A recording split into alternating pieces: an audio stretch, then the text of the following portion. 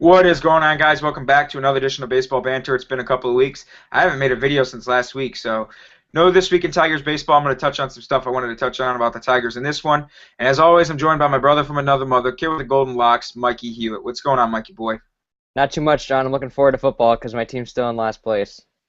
Oh, yeah. You get to go watch Eli Manning throw 24 picks again this year. Oh yeah, I'm ready for it. You get to go see Victor Cruz, who I drafted, not do any salsa dances because he doesn't get touchdowns anymore and screws my fantasy team. I hope the offensive line's a little bit better, and we'll worry about Victor Cruz when that happens. Well, you better hope you go 9-7. That way you can win the Super Bowl. Because if you do anything else besides that, you don't do anything. So I don't know what it is. 9-7 seems to be your guys' lucky number. Well, they won at 10-6 in Super Bowl 42, but enough about football, John. Let's get to this baseball business. All right. So let's start out this week. Rob Manfred was elected in as the sworn in, I should say, as MLB's 10th commissioner of all time. Mike, I'm going to quiz you here a little bit. Name one commissioner that's not Manfred or Bud Selig. Come on. You I gotta know. know, I know. I'm at a loss though. I'm at a loss. I don't know. I'm at a loss. I knew I was going to put you on the spot for this one, too. So you don't know Faye Vincent or Ford Frick. Ford Frick, yes, from 61. I remember that name. I just couldn't think of his name. Yes. All right, who's the first commissioner ever in baseball? Don't know.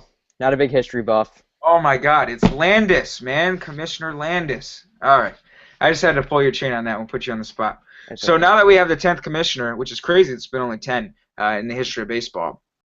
Uh, what do you think? You know, you could touch on if you want to talk about anything that you really like that Bud Selig did. But what do you think Rob Manfred should change? If you were my Rob Manfred and you just got sworn in January 2015, what would be the first thing you would change for baseball?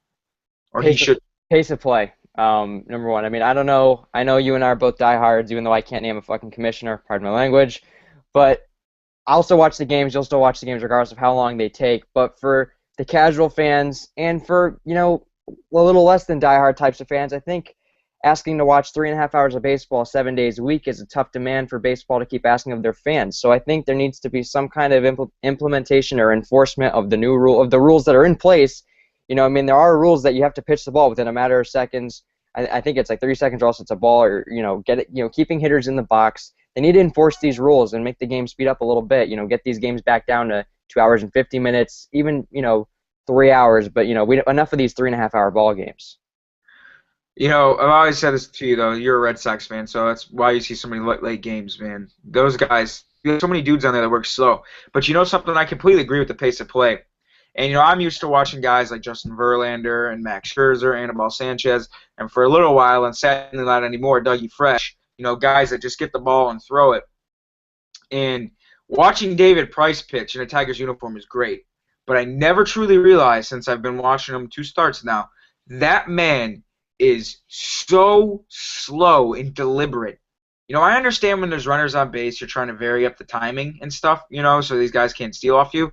But even when he's coming from the windup, he is super slow. And I actually remember a tweet that it takes him like 23.9 seconds in between pitches. That's his average time, and he's like the second longest in baseball. And you're absolutely correct that there is rules that they have to throw a ball in a certain time span. And I've actually only saw that rule enforced twice. It was in the same game. It was the Colorado Rockies versus the Padres game, and the umpire called 2 balls on this guy because he was taking a minute and 1 second. So I remember watching it on MLB Tonight. But yeah, so that'd be the one thing you would change. For me, I really like what Bud Selig has done with baseball. You're looking back on his career. Think about this. This is what baseball looked like before Bud Selig took over. There were still only 2 divisions. There was an East and a West. There was no Central. There was no Marlins. There was no Tampa Bay Rays. None of those guys yet. The Expos were still in Canada, which they really should be. I think that's going to be one of the biggest black eyes on Bud Selig's turn ever. Was moving the Expos out of Montreal. There was no wild cards, no interleague play, and now you look over his tenure, what he's changed. There's the Central. The Brewers went from the NL to the AL to the NL. The Astros went from the NL to the AL. You got 2 new teams. A team moved from Canada back to Washington. You got 2. There wasn't even a wild card. Now there's 2 wild cards. So I mean, he did a lot of good stuff for the game of baseball in his career. I mean, I know a lot of people don't like Bud Selig, and I'm honestly not one of his biggest fans ever. I think interleague play is way too long, and I don't like the implementation of an interleague play series going on every single day for the entire year, because last year the Tigers got screwed. Instead of playing a game, imagine if they were still in the division race, say with the Indians then, and instead of playing a team within your division, they were in Miami where they had no DH. So you had Victor Martinez, Prince, and Cabrera. You're trying to wiggle that all around, and they were short a player. It's because they couldn't use them because they were in an NL park in the last series of the year. So that's something I wish if I was Rob Manfred I would get rid of. I hate that interleague play all year round. Or just how about this? How about this? How about you just add a DH to the National League? Problem solved. That would be a thing I would think about doing. But the thing is the NL the owners have to approve all that, and I think eventually there will be a DH in the NL, and there really needs to be. But you got to admit, though, Bud Selig has done a lot of great things. 2 wild cards, 3 divisions, the adding of the Marlins and the Tampa Bay Rays. He's really changed baseball and made it something, I think, for the most part, more exciting. Because, I mean, we're going to touch on this later. I mean, just the implementation of the second wild card. How many teams are in it right now because of that? And then having balanced leagues now, 15 and 15. So he's done a lot of good. But interleague play, I don't mind interleague play, but I don't like it all year. So he has done some stuff I don't like at all. And he also had the biggest drug scandal of all time underneath his reign, and I think he knew about it too. Oh yeah, he knew about it. So I mean, he has one of the he scarred baseball. He changed it in a lot of ways for good and bad. But you got to admit, he has made the sport, I think, more popular since when he first started coming in. Certainly. But it's just one thing about the whole steroid issue, because I know that a lot of baseball fans look at it now and they kind of look at it as a black eye. I can't stand the steroid era. They messed up all the records. I can't vote these guys in for the Hall of Fame. Obviously, you've seen that with baseball writers. But let's be honest. I'm sure you've told me this before. Didn't the steroid era kind of save baseball after the strike? It did, because in '94, when the Expos were absolutely destroying everyone, and it was the actual anniversary, the 20th anniversary of the strike when it happened, was 2 days ago. They were destroying everyone, and a lot of people say if that season went out, the Expos were a really, really good team. They're probably going to win the World Series that year. Winning a World Series championship in Montreal would have helped save that franchise because they won a World Series. They could have got more public funding for a stadium and everything else, because that was one of the biggest gripes about why they moved the Expos out of Montreal, because they were playing in that crappy stadium. I think it was Exhibition Stadium, if I'm mistaken. So, I mean, have that strike happen underneath them, but the strike did hurt baseball a lot because, and it really hurt its popularity. If you look at the attendance in 1995, it was drastically down. And then all of a sudden, 96, 97, 98, especially 98. 98 is pretty much, that's probably one of the, you got to circle that season of all-time seasons of baseball with the home run chase with McGuire and Sosa. That season right there really helped save baseball, because they were seeing all these guys, Brady Anderson hitting 50 and McGuire and Sosa going back-to-back 60 every year.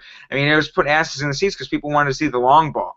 But like I said, how are you going to sit there and, you only had, I think it was like 550 home run seasons from like 1991 to like 1940, and then there was like 20 between like 1991 and 2003, So there's something fishy happening, right then and there. These guys are getting bigger, and that's why I think in the baseball's drug testing, they couldn't get it any stricter. That was one of the biggest things, because the players' union it's not the commissioner. He can bring up the idea, but the players' union has to approve it.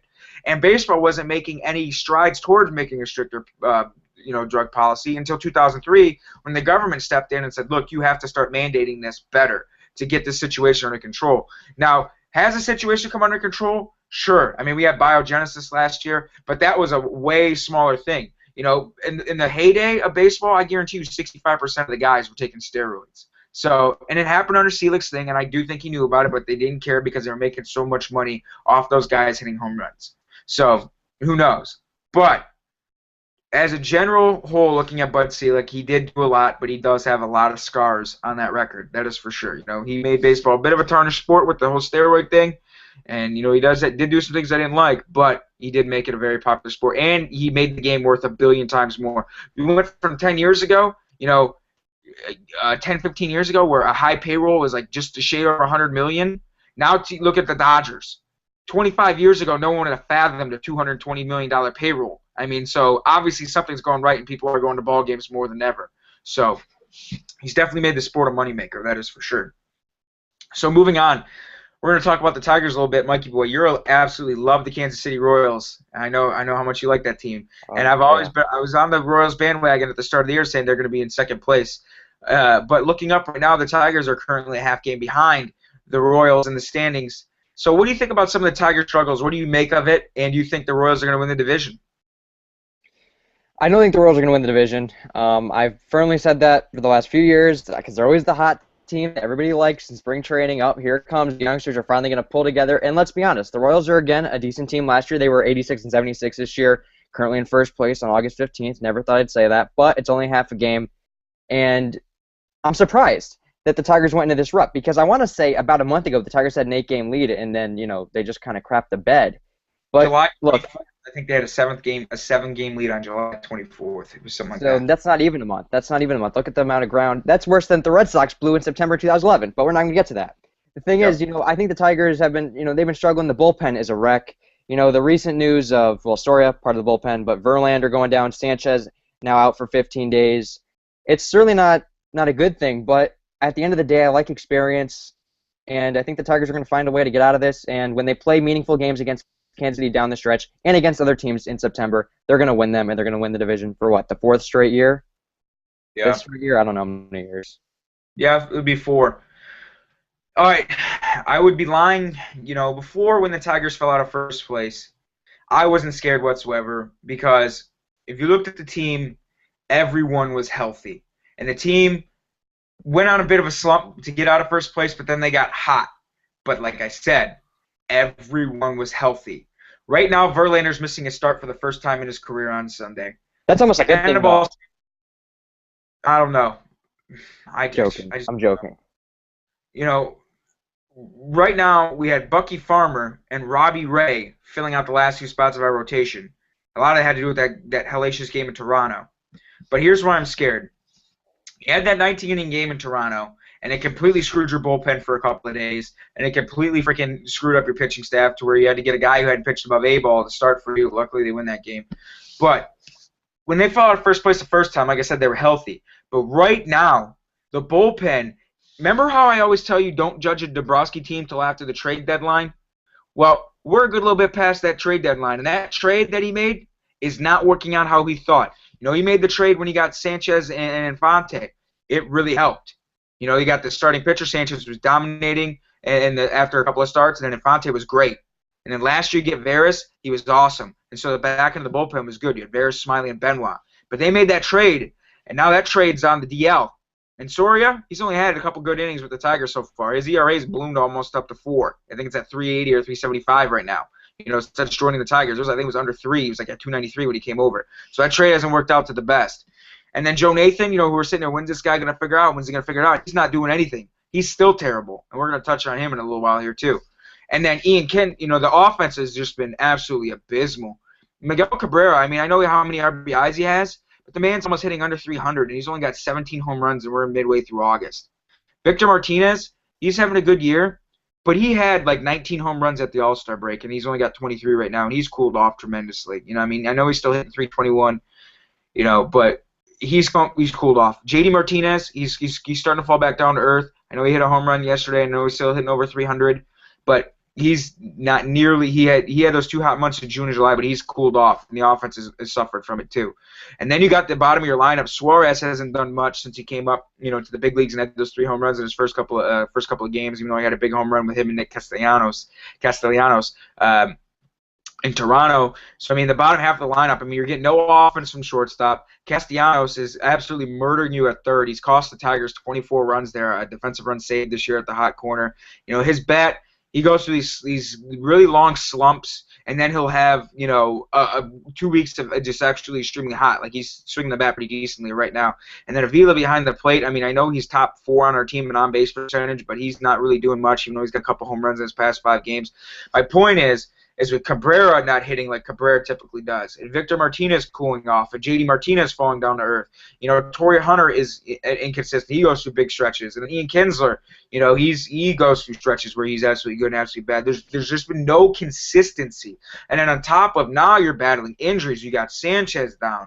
and your bullpen is in complete shambles, and now Verlander's missing his start, and you can't find anyone. Not even and everyone's like, well, Jabba needs to be the closer. Last 2 times Jabba's tried to save a game, he's blowing the save. There's something I think he can't handle, and then with the way the pen is, it's just like.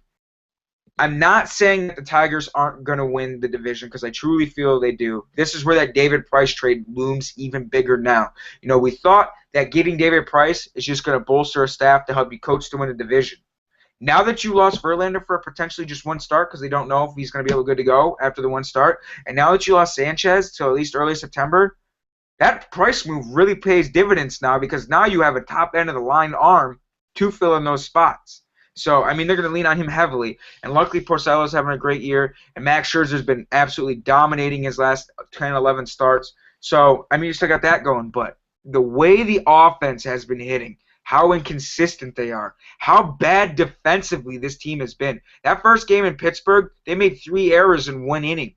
In the very first inning of that game, the game of Verlander. This past week, Mike, has been absolutely brutal. You go 19 innings in Toronto one night. The first game after that, they lose Verlander after 1 inning. So after already depleted bullpen, they had to use all the guys just called up, Justin Miller, and this guy named starts with a W, who was only good at giving up home run balls, or Russell Martin and Ike Davis. It's like Walden or Walker. I don't know what it was. He's a guy. It's not important. My point is, shit has not been good for the Tigers, man. It's not been good. And KC, it's not like they're the thing with them is they get hot every single year, but they slump off. They'll win 9 of 10, and then they'll fucking lose 5 of 6. And they lose all that ground they just made up. But right now, I mean, they just took a couple games from Oakland, 2 or 3, from the best team in baseball, in my opinion. And they're playing really good baseball right now. And they're back into their bullpen. Unlike the Tigers, you get to Wade Davis and Greg Holland, the game's over with. Those 2 guys, they have probably the best bullpen in baseball, in my opinion. And then their offense that was depleted of home runs. Alex Gordon's been on a power tear. Billy Butler's got that double stroke going again. I mean, Aoki's been on fire. They got some. Gerard Dyson, that guy is an outstanding outfielder. He's been pretty good as of late too.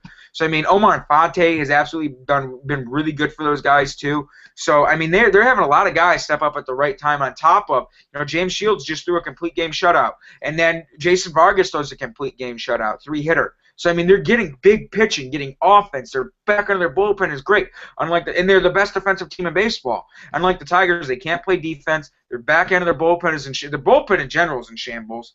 Their offense has been absolutely consistent. They're suffering from injuries now. So, I mean, this is going to battle test this team. Are they going to be able to come out and overcome these injuries and do it? And I'm actually kind of glad they're in second place right now for this reason only.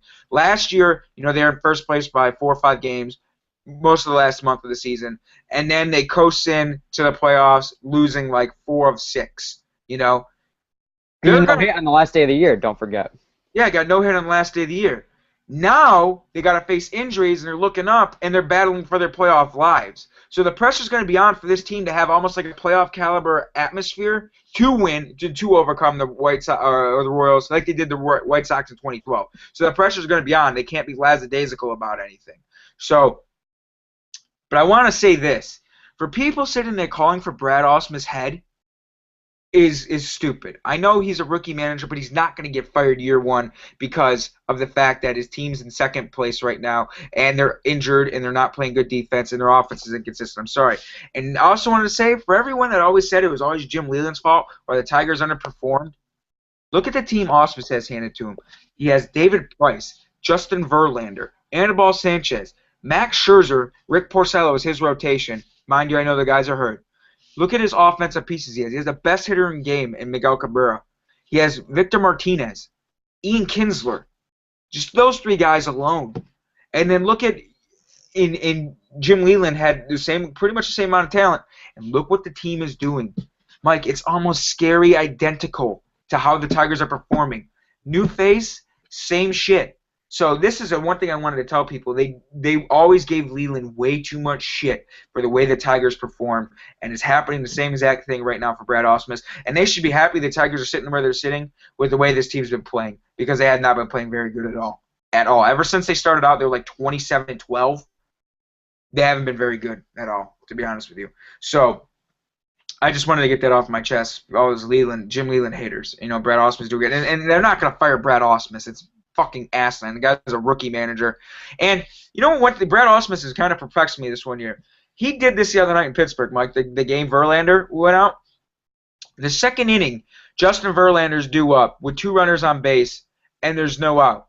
He knew he was taking Verlander out of the game. You know what he had him do instead of getting a pinch hitter? What If do he you knew he bunt? was taking, he had him bunt.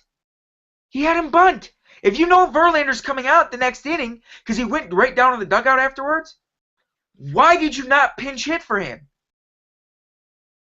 I Like, don't know. Beats me. isn't that really dumb? Very dumb. So, I think the Tigers are going to win the division still, but they're not playing good baseball at all. And frankly, right now, they don't look like a good team. Can you put those Athletics Tigers ALCS matchup to rest? Can we put that to rest for a little bit? I honestly think if the Tigers get into the playoffs, which I think they're going to, no matter what,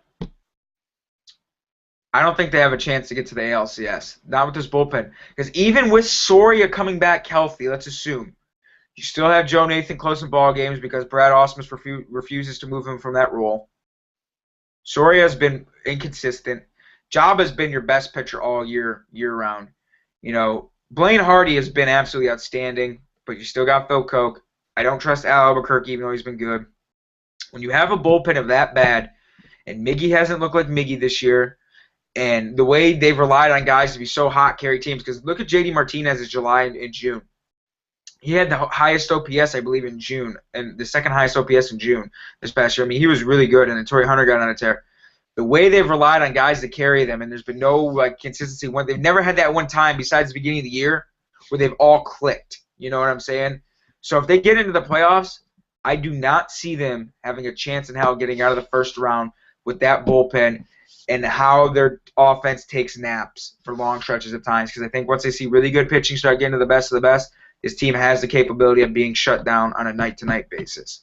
So, and then if they do get a lead, it doesn't last very long after the starters come out.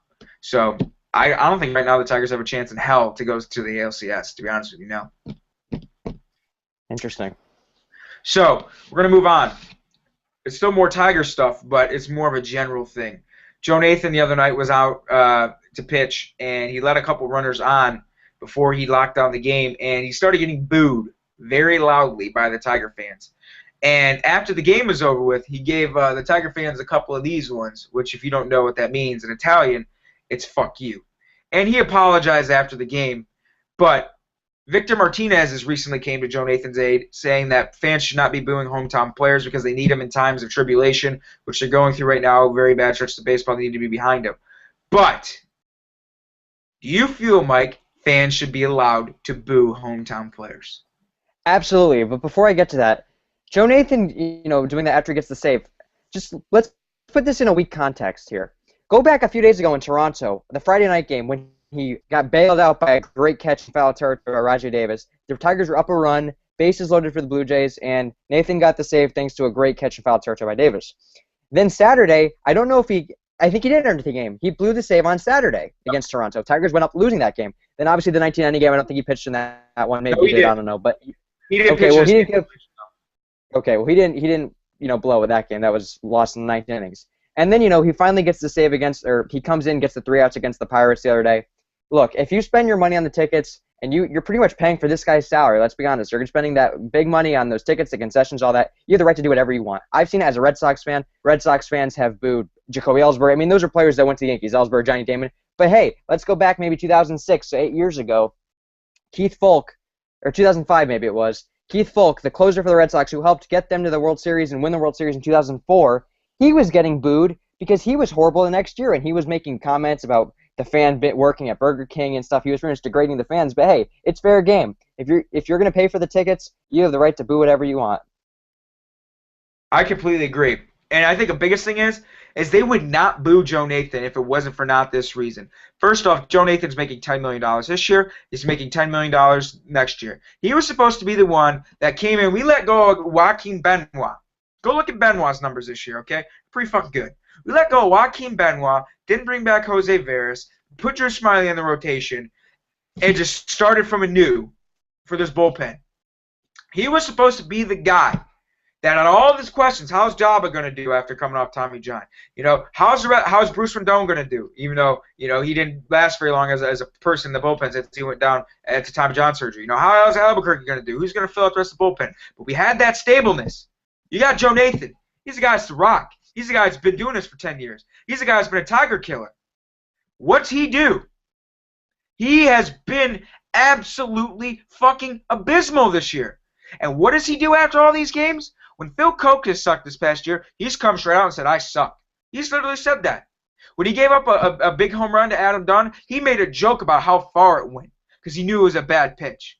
When Justin Verlander's been bad this year and fans booed him, Justin Verlander, a guy that's been here since 2005, and he knows how much money he's making, he embraced it. He said, they booed me right now, and I would boo myself too with the way I'm pitching. But what does Joe Nathan do? Let's travel back to Oakland earlier this year. Anibal Sanchez is trolling a complete game shutout. Gets it out in the inning, and Joe Nathan gets brought in. Joe Nathan ends up giving a walk-off three-run home run to Josh Donaldson. And Castellanos that inning did have an error, which would have made it out too.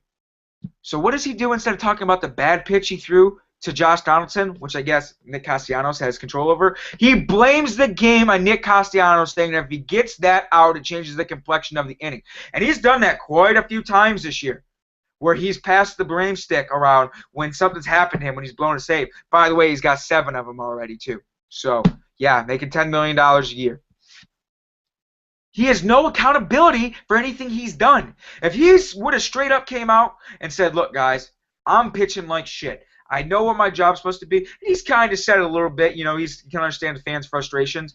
But when you keep passing the blame stick around and then you do this to your hometown fans, who, by the way, are wearing your fucking jerseys that cost $28 at the fucking concession stands, and who, by the way, are wearing $37 on-field Authentica caps and paying fucking $17 for a hot and ready pizza and fucking paying $8.50 for a beer and $4.50 for a hot dog, they're paying your salary, bud.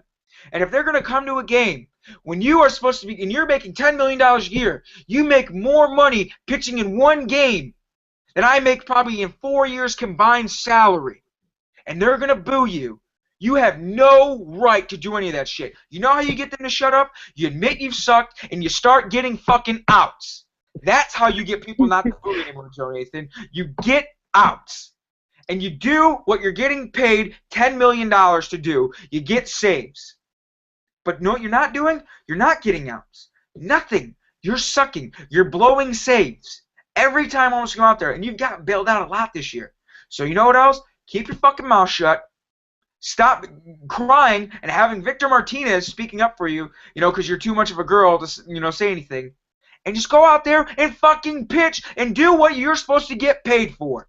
That's why. If they're going to boo you, they're going to fucking boo you. And you know something else? If he goes out there from here on out the rest of the season, and I guarantee, and he goes on a nice stretch, and say by a miraculous way, God, the Tigers do go to the playoffs, and he does good in there, come next year when they go, your 2014 Tigers, and they got this X award, division champs, or hopefully World Series champs, which I doubt, and they say number 36 Joe Nathan when they announce the team, I bet you he gets fucking cheered then, because he does what he's getting paid for. But when he comes out and runs his mouth and says shit about the fans, that right there got a guy who was owed almost $160 million over 8 more years, ass in Texas, where you just came from. So keep fucking around, buddy.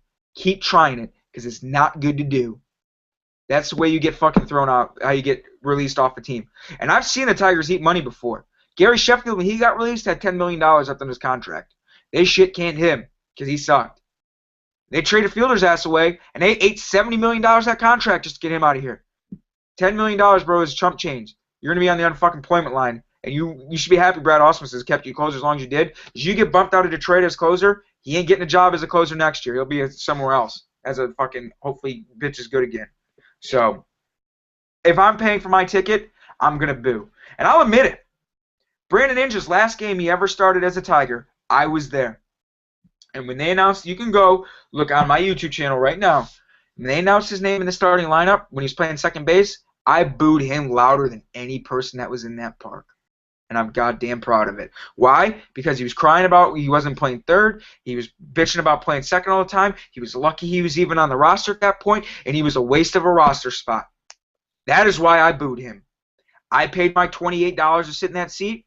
He's making fucking $3 million to play terribly like I could play out there. So I'm going to fucking boo him. So that's all I got to say about that shit.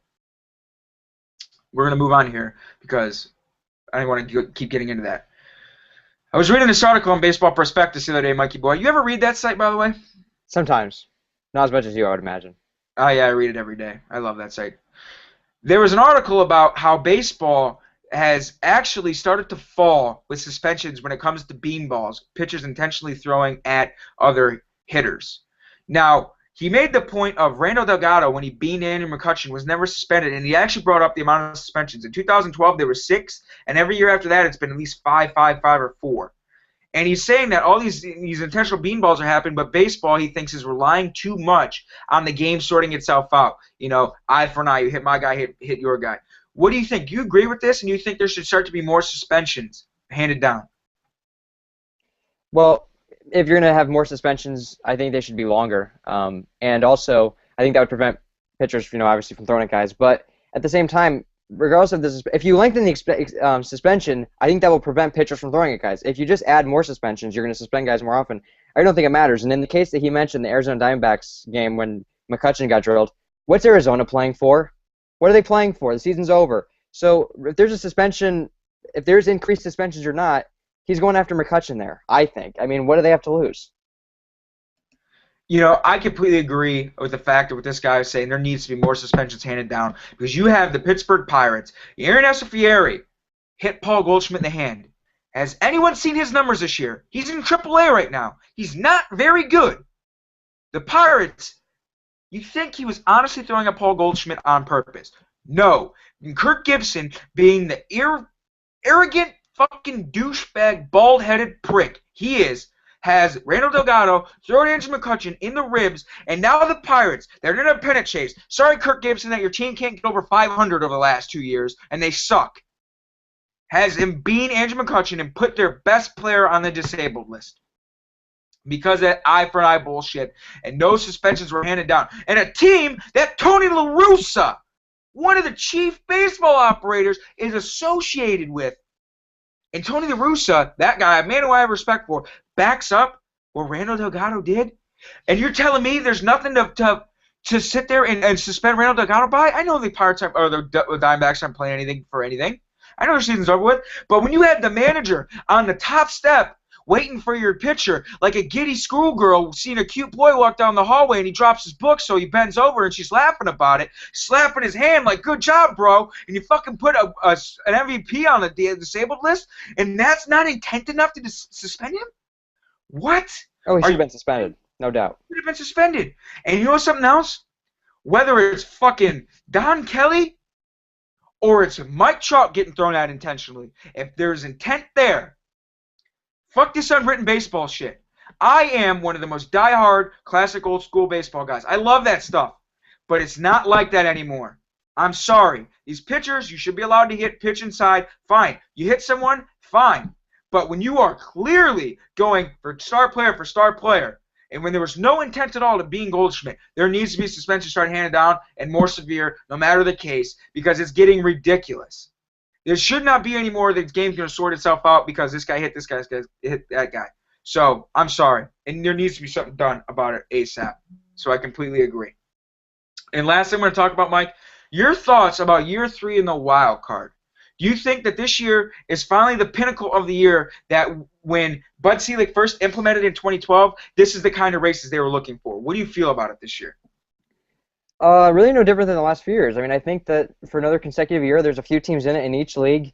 I would say this year in the National League side, I know the two leaders right now, St. Louis and Pittsburgh, both have decent records. But the fact that the Marlins and the Reds, both at 60 and 61, are still in it, I have a bit of a problem with that. But hey, I don't think either of those teams are going to make it. Obviously, the teams that do make it will have to earn their wins, and they're probably going to end up with 87 wins minimum to get in for the National League. And actually, the American League, hey, a lot of interesting teams still alive. I mean, the Tampa Bay Rays, I think they're like 6 back, and if they can somehow overcome the horrible start that they had, trading David Price, and still manage to get into that play-in game, that'd be incredible. But you said the Yankees alive, the Seattle Mariners, they're playing the Tigers tonight. Huge series, and is it in Detroit or in Seattle? I don't know. It doesn't matter.